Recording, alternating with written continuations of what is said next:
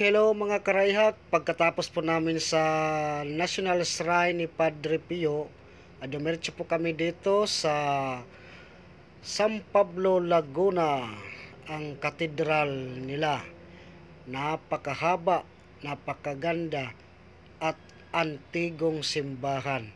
Ang mga image nga po nila na pinicturean ko ay mga luma na, no? Makikita natin ang view sa labas ng simbahan ng San Pablo Cathedral ay napakaganda, napakalaki, napakahaba at ang ganda niya tingnan.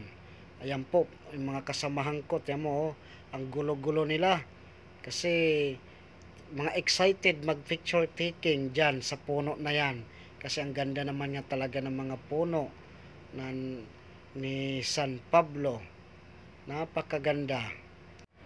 Napakaganda po ng katedral po ng San Pablo, Laguna. Okay, hanggang dito na lang po mga karayhak. Maraming salamat po sa inyong panonood sa aking vlog ngayong araw na ito.